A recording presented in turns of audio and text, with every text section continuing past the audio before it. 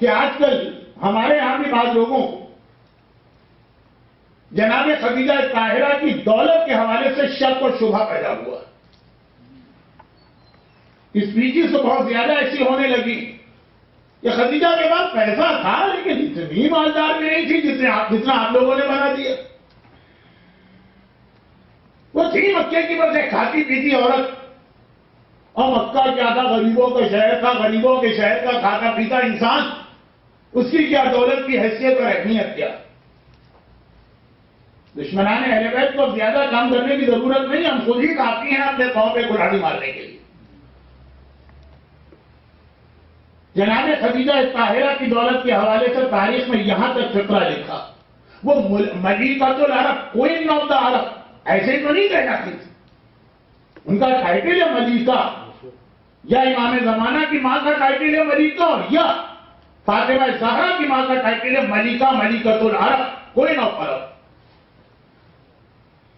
اور اتنی دولت تھی ان کے پاس کہ 70,000 اونٹ، اس کے اوپر ان کی دولت، ان کا سامان تجارت تقریباً ہر وقت مختلف کاروان کی شکل کے اندر چلتا رہتا. مکہ درمیان میں ہے، مکے کے ساؤتھ میں یمن ہے، مکے کے نارتھ میں شام. مکہ یمن اور شام کو ملانے والے شہر کا نام. یمن مینز پورا ایشیا، یہاں تک کہ چین اور جاپان تک کی جتنی تجارت ہے یمن تک آتی سمندر کے راستے. اور شام کا مطلب ہے آگے کا پورا یورپ. یورپ کا سارا سامان تجارت شام آتا ہے.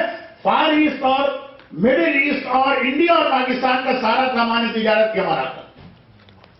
یمن سے یہ بائی روڈ شام جاتا ہے، شام کا سامان بائی روڈ یمن آ کے پھر کارگو شپ میں آگے جاتا، اور مکہ اس کے بالکل بیچ میں موجود. تو جناب خدیجہ کے آدھے قافلے ادھر جاتے تھے، آدھے قافلے ادھر جاتے تھے. یاد کرو تم اپنے سردی اور گرمی کے کاروان کو جو قرآن لے علاقہ قریش کے سورج. جناب خدیجہ طاہرہ کے 70,000 اونٹ. اب یہ صاحب کہنے لگے کہ مولانا 70,000 اونٹ اگر باندھے جائیں گے تو مکے میں تو اتنی جگہ بھی نہیں کہ وہاں 70,000 اونٹ آ جائے. یہ کس نے کہا کہ سارے اونٹ مکے میں رہتے؟ ہر وقت کے ٹرانسپورٹیشن میں کوئی قافلہ شام گیا ہوا ہے، کوئی قافلہ یمن گیا ہوا ہے، کچھ اونٹ جو ہے مکے کے باہر اس کے ڈپو ہوتے ہیں، جیسے بس ڈپو وہاں رکھے ہوئے ہیں، کوئی حبشہ کی جانب گئے ہوئے. اعتراض کرنے پہ آدمی آ جائے تو قدم قدم پہ اعتراض کر سکتا. لیکن خیر جناب خدیجہ کی اتنی دولت آئی کہاں سے؟ مکے کا ایک گھر ایسا نہیں تھا جس پہ جناب خدیجہ نے احسان نہ کیا. تھوڑی سی ڈرائی ہسٹری ہے لیکن سال میں ایک ہی رات تو آتی ہے جناب خدیجہ. جناب خدیجہ کا تعلق حضرت ابراہیم کی اولاد سے. جب جناب ہاجرہ اپنے بیٹے اسماعیل کو لے کر مکے میں بیٹھی تو ڈیزرٹ زم پانی جاری ہو گئے. پانی کو جب دیکھا تو عرب کے ڈیزرٹ میں پانی بہت اہمیت رکھتا. ہر وقت وہاں پہ قبیلے ادھر سے ادھر موو ہوتے رہتے ہیں پانی کی تلاش. جب پانی نظر آئے یہاں پہ جو قبیلے گزر رہے تھے، جو قافلے رک گئے، جناب ہاجرہ سے کہا یہ پانی ہے، کیا آپ ہم کو یہاں رہنے کی اجازت دیں؟ 2 کنڈیشن لگائی جناب ہاجرہ. پہلی کنڈیشن یہ لگائی کہ یہ علاقہ جہاں پہ پانی نکلا ہے، اس کے اطراف کا علاقہ یہ ہمیشہ ہمارا رہے، جس پہ آج خانہ کعبہ بنا ہوا، یہ ہماری زمین رہے گی، تم اس کا تم سے کوئی تعلق نہیں. یہ شرط مان لی، اگر کے بعد میں اس کی مخالفت کی. دوسری شرط یہ لگائی کہ بے شک سرداری ہمیشہ میرے بیٹے اسماعیل اور اولاد اسماعیل کی رہے. ٹھیک ہے، یہ بھی مان لی شرط. بعد میں اس کی بھی مخالفت کی. جب قبیلے آتے گئے میجورٹی اس رول جو آج آپ کہتے ہیں جب انہوں نے بنا لیا ہم زیادہ ہو گئے، یہ لوگ کم ہیں. ڈاؤن ٹاؤن کی سب سے ایکسپینسو زمین پہ یہ لوگ بیٹھے ہوئے. تو بھول لینا کہ زمین ان کی ہے، پانی ان کے پیروں سے نکلا ہے، لیکن بس بعد کی جنریشن کو پہلے کے بارے میں کیا معلوم ہوتا. حضرت عائشہ کا کہہ اٹھی کہ یا رسول اللہ کب تک ایک بوڑھی عورت کا ذکر کرتے رہیں گے؟ اللہ نے آپ کو اس سے اچھی خوبصورت اور جوان عورتیں دلوا دی.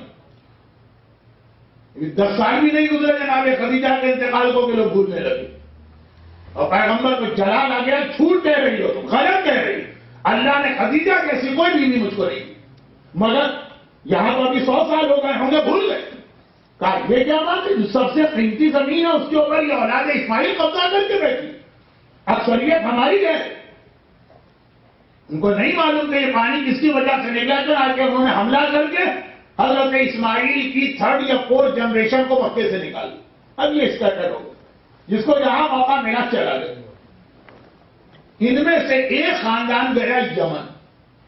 یمن بڑا پیسے والا علاقہ، تھوڑی سی برائی ہسٹری ہے، اس سے گزرے تاکہ ہم ان لوگوں کو جواب دے سکیں جو کہتے ہیں خدیجہ کے پاس دولت اتنی آئی کہاں سے، یہاں سے آئی. یمن پہنچے گئے، اسی میں آگے چل کے جناب خدیجہ پیدا ہوئی. یہ حضرت اسماعیل کی اولاد کو یہ پورے عرب کے اندر بکھر گئی، کوئی کہیں کوئی کہیں کوئی کہیں کوئی کہیں، ایک یمن چلا گیا. یمن ابھی آپ نے تھوڑی دیر پہلے سنا بہت مالدار علاقہ، اتنے اہم ٹریڈ روٹ کے اوپر، یا امریکہ میں شاید راؤٹ کہیں گے، اتنے اہم ٹریڈ اور راؤٹ کے اوپر تھا یمن کہ وہاں پہ اتنی دولت تھی لوگوں کے پاس. پھر وہاں سے ایک راستہ نکلتا تھا ایتھوپیا یا حبشہ، وہ بھی ایک بہت بڑا مالدار علاقہ. چنانچہ یہ جو آدمی یہاں گیا اس کے بعد پھر بزنس، اور ہر ایک ملینر 2 دن میں نہیں ہوا، 3 جنریشن لگی ہو، بہت پیسہ آ گیا. مگر ایک پرابلم تو نہیں رہتی. ایک تبدیلی آ گئی کہ یمن کے اندر کرسچینٹی بہت اسٹرانگ، کیونکہ حبشہ وہاں سے بہت قریب تھا، اور ایتھوپیا کرسچینٹی کا اتنا بڑا ہمیشہ سے سینٹر رہا. ایون آج بھی بہت ہی اپنے عقیدے میں مضبوط اور آرتھوڈاکس قسم کے کرسچن رہتے. اب رہا اس نے جو اپنا خانہ کعبہ بنایا کرسچن اسی یمن میں بنائے، تو یہ پیسہ بہت آ گئے. لیکن چونکہ ہم نئے علاقے میں گئے اور یہاں پہ کرسچنز کو بہت زیادہ غلبہ ہے، آہستہ آہستہ یہ لوگ 1 by 1 کرسچن ہونے لگے. کوئی خرابی بھی نہیں، جب تک کہ رسول خدا نہیں آئے. دنیا میں 2 مذہب چل رہے تھے اور پرمیشن یہ آپشن تھا جس کو چاہے اختیار کر. ایک حضرت اسماعیل والا دین جس پر عرب کے لوگ تھے، جس پہ عبد المطلب تھے، جس پہ ابو طالب تھے، اور ایک حضرت موسیٰ اور عیسیٰ والا دین جس میں کرسچینٹی. بالکل صحیح مذہب تھا اس وقت، اختیار تھا. یہ لوگ اپنے سینٹر سے ہو گئے دور، دین ابراہیمی. یمن چلے گئے، وہاں پہ حضرت عیسیٰ کی شریعت اور عیسیٰ کے دین کا بڑا رواج تھا. کبھی ام حبیبہ کا واقعہ الگ سے پڑھ لیجیے گا تو پتا چلے گا کہ حبشہ کسے کہتے. وقت نہیں ہے، نہ حضرت خدیجہ کے ساتھ ان کا ذکر اچھا لگتا. ام حبیبہ وہ نہیں جو آپ مسائل میں ایک روایت سنتے ہیں، ام حبیبہ جن کی قبر کی زیارت ہم لوگ شام میں کرتے ہیں. تو قبرستان میں جب ہم جاتے ہیں تو کہتے ہیں یہاں پہ حضرت ام سلمہ اور ام حبیبہ کے قبر ہے، وہ ام حبیبہ. وہ بھی تو حبشہ نہیں تھی، لیکن وہ تو رسول خدا کی زندگی کی بات. ابھی میں بات کر رہا ہوں بہت پہلے. اب یہ پیسے والے بہت ہو گئے، اس کے بعد پھر کرسچن ہو گئے. اور جب کرسچن ہوئے تو ٹرو کرسچن ہوئے. اتنا آخر ان کے اندر غلبہ بڑھ گیا، شوق بڑھ گیا کرسچینٹی کہ کرسچینٹی سے چیز ہوتی ہے روحانیت. دنیا چھوڑ دو، دولت چھوڑ دو، جنگل میں جاؤ، وہاں جا کے عبادت کرو. جو اس وقت تک اسلام میں ویلڈ چیز تھی حرام نہیں تھی، اب حرام ہے روحانیت. اب خاندان خدیجہ کی بات ہو رہی ہے. خدیجہ سے 3-4 جنریشن اوپر فیملی ٹری. ایک آدمی بلینر تھا، وہ راہب بن گیا. اس نے اپنی ساری جائیداد جو تھی وہ اپنے دوسرے بھائی کو. کچھ عرصہ گزرا، دوسرا بھائی بھی راہب بن گیا، اس نے اپنی ساری جائیداد اپنے بھتیجے کو دی. اس طرح کر کے 1 by 1 خلاصہ یہ کہ یہ ساری جائیداد سمٹ کر جناب خدیجہ کے پردادا تک آ گئے. اور وہ ایک اکیلے آدمی اپنی فیملی میں رہ گئے. ادھر مکے میں حضرت قریش پیدا ہو گئے. عربی میں قریش کے معنی اسکیٹرڈ چیزوں کو جمع کرنے والا. یہ بہت بڑی پرسنالٹی. انہوں نے کہا، ان کو یہ اتنے اسٹرانگ ہو گئے، اب انہوں نے کہا کہ اپنے اسکیٹرڈ فیملی کو مجھے جمع کرنا. جو مکے سے میرے خاندان کو باہر نکالا گیا تھا، دوبارہ میں مکے کا رولر ہوں. یہ میں نے جو 2 منٹ میں کہانی کمپلیٹ کر دی ہے، بہت لمبی کہانی ہے لیکن آج رات کے لیے. حضرت قریش ٹائٹل ہے اسکیٹرڈ چیزوں کو جمع کرنے والا. اب اپنی تمام فیملی ٹریز میں جتنی برانچز جہاں جا رہی ہے ڈھونڈ کے جا رہے. پتا چلا کہ ہماری فیملی کے ایک برانچ یمن پہنچ گئی ہے، وہاں سے ہم کو ڈھونڈ کے جائے. اور اس میں جناب خویل جو ایسے بنے کہ پورے یہ جتنے بھی ان کے بزرگوں کی دولت تھی، ایک نے 1 بلین ڈالر چھوڑی تھی، وہ سب ان کے ہاتھ میں آ گئی. اور ان کا انتقال ہوا، یہ ساری دولت جناب خدیجہ کو ملی.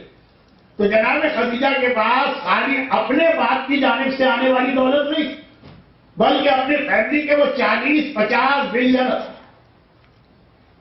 سال 2 سال کی بات نہیں ہے، کچھ 100 سال کے اندر جو لوگ جو ایک ایک کر کے ٹرو بلیور بنے حضرت عیسیٰ، دولت دنیا اپنے دوسرے بھائیوں کو دے کر سب جمع ہوئی جناب خدیجہ کے ہاتھ۔ باپ خویلد کے انتقال کے بعد یہ ساری دولت جناب خدیجہ کو ملی اور وہ مکے کی مالدار ترین عورت بنی۔ لیکن اتنی دولت آنے کے باوجود ہمیشہ وہ ہمبل رہی اور ہمیشہ یہ سوچتی رہی کہ جو اپنے آپ پہ خرچ کر رہی ہو اتنا دوسروں پہ بھی خرچ کرنا۔ پیغمبر کی شادی آنے کے بعد اور چینج آ گئی سوچ، اپنے آپ پہ کچھ نہیں خرچ کرنا ہے، باقی سب پہ سب کچھ خرچ کرنا۔ شادی سے پہلے جناب خدیجہ کی حالت یہ دولت، وہ جو لباس پہنتی تھی وہ سونے کے تاروں کا بنا ہوتا، اور یہ ہسٹری میں لکھا ہے کہ ایک بار جو لباس پہن لی دوبارہ اس کو دوبارہ کبھی نہیں پہنا۔ سونے کے تاروں کا بنا ہوا لباس ایک بار پہنا، جب اتار دیا دے دیا دوسروں نیا لباس۔ اور حالت یہ تھی کہ جب ان کی بیٹی فاطمہ زہرا کی شادی ہوئی تو بغل پہ فاطمہ کے لیے ایک نیا لباس نہیں تھا۔ اب یہ ساری دولت کتنی دولت ہے جناب خدیجہ کی، پھر اس کے اندر ایک فیکٹر اور آ گیا، اور وہ یہ تھا کہ ان کے بزنس پارٹنر بنے رسول خدا۔ رسول خدا کو انہوں نے کیوں بنایا بزنس پارٹنر؟ اس لیے کہ یہ گھر میں بیٹھنے والی عورت تھی، خود تو بزنس نہیں کر سکتی تھی جا کے، بڑا ہارڈ ٹائم دیا جن پر انہوں نے ٹرسٹ کیا۔ جو آپ کی بھی کہانی ہوگی، ہر جگہ میں جاتا ہوں صاحبان ایمان ایک دوسرے کے خلاف کمپلین لے کے بیٹھے ہو، مولانا ہم نے ان سے بزنس کیا، وہ ہمارے اتنے کھا گئے، وہ کہتے ہیں کہ وہ اتنے کھا گئے، اور دونوں مل کے ہم کو کھاتے۔ خیر، تو خلاصہ یہ کہ اب یہ جناب خدیجہ کو 2-4 بڑے بیڈ ایکسپیرینس، پیغمبر اسلام کو جب پہلی بار بزنس پارٹنر بنائے، ہمارے پاس تو ان کی ایک ہی ٹرانزیکشن، آج تک خدیجہ طاہرہ کو کسی بھی ٹریڈ کاروان میں اتنا پروفٹ نہ ہوا تھا جتنا اس مرتبہ رسول خدا کی وجہ سے ہوا۔ وہی قافلوں کے ساتھ گئے تھے رسول، وہی شام گئے تھے، کوئی نئی مارکیٹ میں نہیں ڈھونڈی تھی۔ اب یہ جناب خدیجہ کی جو دولت اپنی جگہ تھی، پیغمبر کی وجہ سے اس میں کتنا اضافہ ہو رہا، اور شادی کے بعد سے لے کے 10 سال مسلسل رسول خدا تجارت میں لگے، مکے سے مدینہ، شام، یمن، بحرین تک میں رسول پہنچے تجارت کرتے، تو خدیجہ کی دولت 10 ٹائمز اور بڑھ گئی۔ پھر جب جناب خدیجہ کا انتقال ہوا، بلکہ تاریخ میں یہ کہ جب جناب فاطمہ کی شادی ہوئی تو خدیجہ کی ایک مکے کی سہیلی جو اسلام لا چکی تھی، مدینے آئی تھی، پیغمبر کے پاس آئی تھی اور کہا تھا کہ یا رسول اللہ، ایک بہت ہی سمپل مگر نیا، یا الٹا کر دو جملہ، نیا لیکن بہت ہی سمپل سونے کے تار والے ایک جوڑا لے کر، اور کہا کہ خدیجہ طاہرہ نے اپنے آخری وقت یہ جوڑا مجھے دیا تھا، اور کہا کہ میری بڑی تمنا کہ میری بیٹی فاطمہ کی شادی ہو تو ایٹ لیسٹ کم از کم اس رات کو اس کے بدن میں ایک نیا لباس، ماں جیسا تو نہیں سونے کے تار والے، عام سا سمپل، لیکن اگر یہ فاطمہ کے پاس رہا نا تو شادی سے پہلے ہی وہ راہ خدا میں دے دیں گی، تم کو میں یہ امانت کے طور پہ رکھوا رہی، جس رات کو میری بیٹی رخصت ہو اس رات کو جا کے یہ لباس اس کو دینا اور میرے شوہر کو دینا۔ اتنی لکھپتی کروڑپتی کا لفظ چھوٹا پڑ رہا ہے، ایک لباس ایک مسئلہ بن رہا تھا، خاص اپنی کسی اور سہیلی یا دوست کے پاس رکھوایا گیا، کہا کہ اب یہ ساری چیزیں ظاہری اعتبار سے رسول کے علم غیب کو نہیں لائی، یہ سیکرٹ رکھنا اور اس کو اس وقت ڈسکلوز کرنا جس وقت میری بیٹی رخصت ہو رہی۔ اگر یہاں بھی آپ دیکھیں، ابھی بات یوتھ کی ہو رہی تھی، یوتھ گروپ، یوتھ پروگرام، ہم یوتھ کی جو اصلاح کرنے جاتے ہیں تو غلط ٹائم پر کرتے ہیں اور غلط طریقے سے کرتے ہیں۔ اب دیکھیے چھوٹی سی بات آ گئی خدیجہ طاہرہ کے لباس کے حوالے سے، اب اسی رات جس رات کو جناب فاطمہ کی رخصتی ہو رہی، جو لوگ 81 تک حج کر چکے ہیں، مدینے میں باب السلام اور کھجور مارکیٹ کے درمیان، یا یہ کہہ لیجیے کہ باب السلام اور مسجد غمامہ کے بیچ میں تقریباً ایکول ڈسٹینس میں ایک مسجد فاطمہ تھی، 81 میں اس کو ڈیمولش کر دیا گیا۔ وہ مسجد فاطمہ کی ہسٹری یہی تھی کہ پیغمبر نے جب شادی کی فاطمہ کی تو مولا سے کہا کہ یہ تو ذرا کچھ شادی نہیں ہوئی کہ ایک کمرے سے نکل کے دلہن دوسرے کمرے میں آ گئی، ایک مکان تم رینٹ پہ لو ذرا سا مسجد سے باہر، تاکہ پراپر طریقے سے شادی ہو اور بارات جائے۔ اسلام نے شادی بیاہ میں خرافات، لغویات، واہیات، حرام، گناہ اس سے روکا، مگر یہ کہا ہے کہ شادی باہر شادی کے طریقے سے ہونی چاہیے۔ ایسا نہ ہو تو پتہ ہی نہیں چلے کہ اس گھر میں کسی مرنے والے کے چنوں پہ پھول بڑھے جا رہے ہیں کہ بیٹی کی رخصتی ہو رہی ہے۔ فرق ہونا چاہیے، شادی کی خوشی کو اسلام مانتا ہے، شادی کی اہمیت کو بھی جانتا ہے، جس کی وجہ سے ایک حرام کو حلال کر دیا شادی کے موقع پر اہمیت، اور شادی کی خوشی کو بھی مانتا ہے جس کی وجہ سے خوشی کی وجہ سے ایک حرام کو حلال کر دیا۔ ایک اہمیت اور ایک خوشی دو الگ چیزیں، ابھی میں خوشی پہ آ رہا ہوں، پھر اہمیت پہ جا کے اپنی تقریر ختم کروں۔ غنا یا گانا، جو حرام والا گانا ہے، جو واقعا جو حرام، شادی کے موقع پہ کچھ کنڈیشن کے ساتھ اس کی اجازت دی، کیا یہ جائز ہے تاکہ خوشی کا موقع ہو، کچھ کنڈیشن کے ساتھ۔ ایک تو ویسے ہی تقریر میں گنجائش نہیں ہے، پھر کیونکہ آج سوال جواب کا موقع بھی ہے، کسی کو ضرورت ہوئی تو اس میں پوچھے، لیکن جب میں کہہ دوں کچھ کنڈیشن کے ساتھ، دیٹ مینس کہ پہلے آپ کو جا کے مسئلہ پورا پڑھنا پڑے گا پھر عمل کیجیے۔ مگر سوال یہ پیدا ہوگا کہ اگر شادی میں گانا نہ ہو تو کون سی قیامت ٹوٹی پڑ رہی؟ اسلام اس کو حرام ہی رکھتا نہیں، سب خوشی ایک چیز ہے، بہرحال ایک زندگی کا ایک بہت اہم موقع ہوتا ہے شادی۔ تو اب شہزادی جیسی سمپل لائف کس کی ہوگی؟ مگر شہزادی کی شادی کے بارے میں پڑھیے کس طرح بارات چلی، کس طرح اونٹ کے اوپر سواری گئی تھی، کس طرح ازواج رسول ساتھ ساتھ تھی، کس طرح وہ پورے راستے شہزادی کا قصیدہ پڑھتے جا رہی۔ ایک راستہ تھا، 2 گھنٹے لگتے ہیں اس بارات کو جانے میں، لیکن خیر میں بات یہ کہہ رہا تھا کیا دیکھیے خدیجہ کی خواہش، جو خواہش میں نے اس پوائنٹ آف ویو سے نہیں پڑھی کہ باپ اور ماں کو اپنی بیٹی کو کس طرح رخصت کر رہی ہے، اس پوائنٹ آف ویو سے پڑھی جو عرب کی سب سے مالدار عورت، سونے کے تاروں سے بنا ہوا لباس پہننے والی، ایک بار جو لباس پہنا دوبارہ ضرورت نہ پڑی پہننے کی، اس کی صرف ایک بیٹی ہے، بیٹی کی شادی کی خوشی اتنی ہے، مگر صرف ایک لباس بڑی مشکل سے بچا پا رہی ہے، وہ بھی ایک سمپل سا لباس۔ تو سوال یہ کامن سینس کا اتنی دولت کہاں چلی گئی کہ آخر میں یہ حالت آ گئی؟ مگر اب یہ لباس کمپلیٹ کر لوں تاکہ میرا وہ ٹاپک بھی ہو جائے جو ابھی ہمارے برادر مرتضیٰ صلی اللہ علیہ کی تقریر میں آپ کے سامنے آئے، جب بالکل اس موقع پر کہ بارات تیار کھڑی ہے، خدیجہ کی سہیلی آ کے یہ لباس دیتی کہ یہ اس کو پہننا ہوگا۔ فاطمہ نے وہ لباس پہنا، وہ لباس پہن کے شوہر کے گھر میں اگلی صبح کو رسول خدا اپنی بیٹی کو وزٹ کرنے گئے۔ میں نے کہا نہیں تقریباً پہلے 1 گھنٹے کا راستہ ہوتا، اب تو ساری چیزیں ڈیمولش کر دی گئی، اب آپ 10 منٹ تو ابھی بھی آپ کو لگیں گے مسجد فاطمہ جانے۔ پیغمبر وہاں کے بیٹی کو وزٹ کرنے کے جب دیکھا بیٹی کو تو کیا دیکھا کہ وہی پرانا لباس، 2 سال پرانا ہے کہ 3 سال پرانا، وہی پہنے ہوئے 24 آورز بھی نہیں ہوئے اس گھر۔ پیغمبر اسلام نے کہا بیٹی فاطمہ وہ نیا لباس جو تیری ماں کی خواہش تھی وہ کہاں؟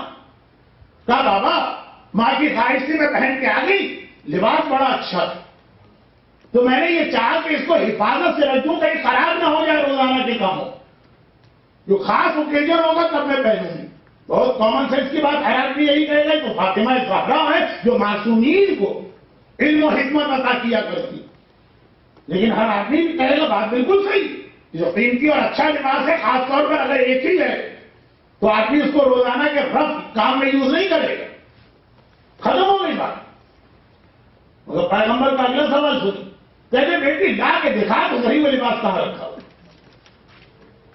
یہ تو آدمی اس سے کہتا ہے یا تو جس کے اوپر شک ہو رہا، اور یا پھر اس وقت کہا جاتا ہے جب ہمیں اصل میسج دینا ہو، کہا بیٹی ایسے لا کے دکھا تو صحیح وہ لباس کہاں رکھا۔ اس طرح کوئی پوچھے ہوگا باپ اپنی بیٹی سے، فاطمہ نے کہا بابا میرے گھر میں کہا، کل جب میں بیا کے یہاں آ گئی ماں کی خواہش تو پوری ہوگی، دروازے میں فقیر سوال کرنے لگا کہ میں بے لباس ہوں. اللہم اکثر کل عریان، پورے رمضان آپ دعا پڑھتے ہیں اے خدا بے لباس کو لباس پہنا. پاکستان کے فلڈ میں جا کے دیکھیے تو کتنے ایسے لوگ یہ کہتے ہیں پچھلے رمضان میں 1000 سے 2000 جوڑے ہم غریبوں میں بانٹا کرتے کہ آج ہمیں کپڑا اپنی بیوی کے لیے مانگ رہے. اوور نائٹ چینج ایسی آ جاتی ہے جس میں ان کی مظلومیت سے ہمیں رونا بھی آ رہا ہے اور خوف خدا سے ہم ڈر بھی رہے ہیں کہ ایسا نہ ہو کہ 24 گھنٹے میں ہمارے حالات بھی ایسے بدل جائے. لیکن یہ آج کا موضوع نہیں. آج خدیجہ طاہرہ کہا بابا میں آ گئی. فقیر نے دروازے پہ سوال کیا میں بے لباس کو لباس چاہیے.